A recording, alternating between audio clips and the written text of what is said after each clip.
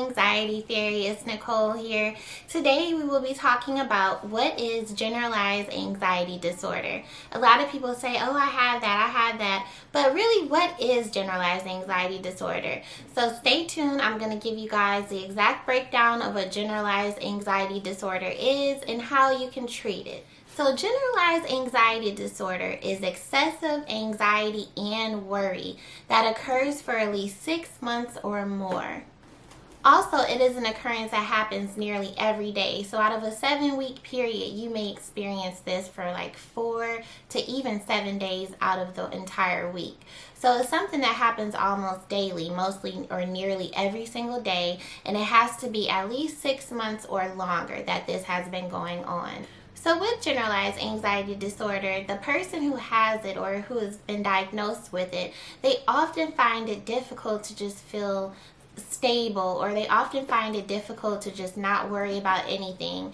I call it is they worry about the worry. So it's always something that they're, really worked up about, something really anxious about, and it takes their focus off of what they're supposed to be focusing on. They really can't focus because they're constantly worried about this one particular thing, or maybe an event or a time of a year. It all depends, but it's an occurrence that happens nearly every single day, almost really consuming you. So according to the DSM, which is how we diagnose anxiety, it has to be 6 certain symptoms that the person has. And in children, you can have 1 or possibly 2 to 3 of these symptoms. So here they are. Number 1, feeling restless or keyed up, or people will say I feel on edge. Number 2, being easily fatigued or tired. You'll often notice people who have anxiety say, I'm just exhausted. I haven't even did anything today. I haven't went outside of my home, but I just feel so tired. This is another sign of having generalized anxiety disorder. Number 3 is difficulty concentrating or feeling like your mind is going blank.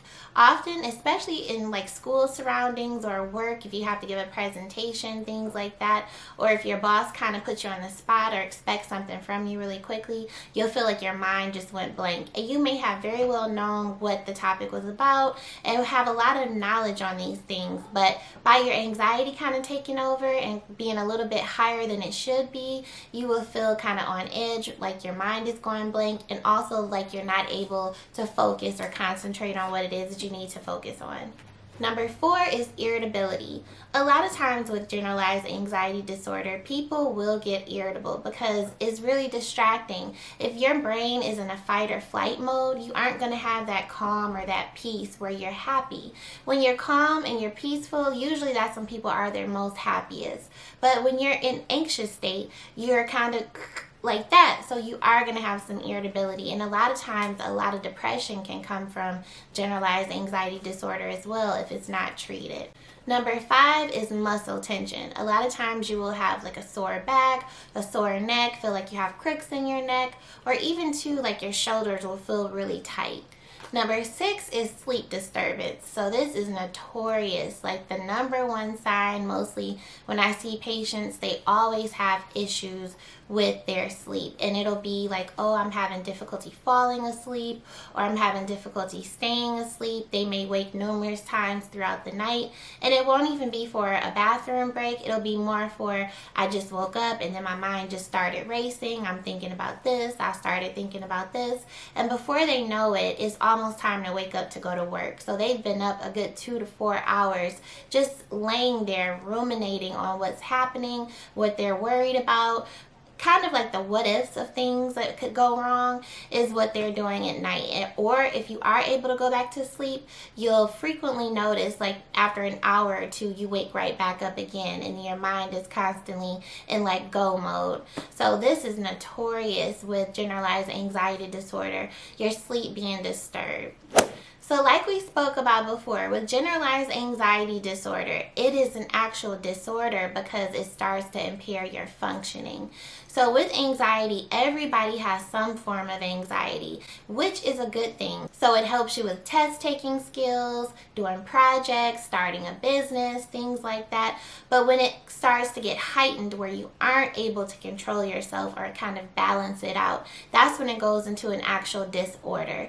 And it could affect things in like your career, your home life, your interpersonal relationship with yourself, where you start to doubt yourself, think you're not good enough. And like I said, a lot of times that can spiral into depression. So a lot of times too, people with generalized anxiety disorder will always feel kind of restless and keyed up. It may not go into a form of panic disorder or a panic attack. You may not ever have a panic attack with generalized anxiety disorder, but you could. It's kind of individualized and every person is different.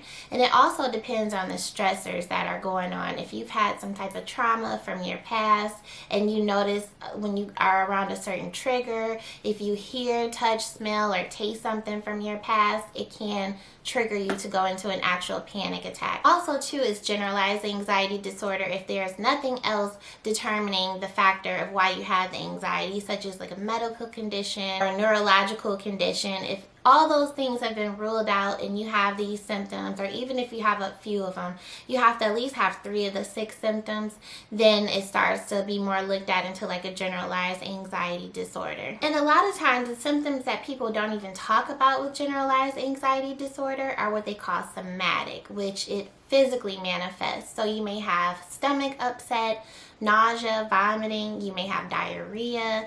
These are all possible symptoms of having generalized anxiety disorder. Or you may develop like a small fine tremor in your hands or your legs. These also should not go unnoticed. And females are twice as likely to experience or be diagnosed with generalized anxiety disorder versus males. So once again, it's a lot more common with anxiety disorders, mostly period, to be more of the female experiencing, but a lot of times males do also experience generalized anxiety disorder and are diagnosed with these things.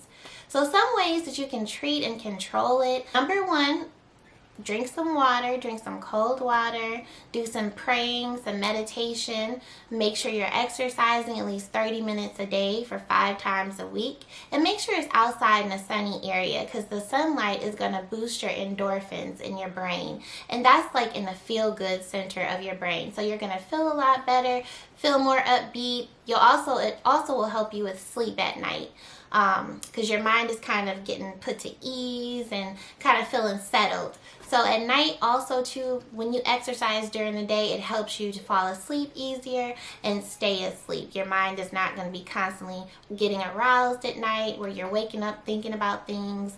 So exercise is a huge component, and I always tell my patients, make sure you are at least exercising. Next, make sure you're eating a balanced diet, because believe it or not, we have serotonin in our stomach and in our brain. And the stomach has actually a large component of serotonin. So if you're feeding your gut like greasy, fatty foods, it's going to have some type of impact on your mental health, and not in a good way. So make sure you're eating a balanced diet, you're staying hydrated. Also too, some of the grounding exercises we talked about, I'm going to always refer back to these exercises in each video because they really help with a lot of the anxiety disorders. But it's grabbing a cool surface or splashing some cool water on your face. Also sitting on the floor, a cool surface if you have hardwood floors, or even if you have like a basement and it's like a cemented floor where it's really cool. Sitting in a cool place just helps to bring your body back and calm down. So it's bringing you out of that fight or flight mode. These are also excellent things. You can listen to some calming music, or it's a calm app on your phone. You can listen to that. I listen to gospel music, so I'm a believer. I listen to gospel music that calms me down. It just kind of takes me back. Also, deep breathing, and I mean deep breathing from your stomach. So like stomach breathing, where you inhale, close your eyes, and count to maybe like 10, and then exhale it really slowly and count to 5. Do that over a period of like 3 to 5 minutes, and that will absolutely help. And lastly, you guys, there's always therapy, there's always medication.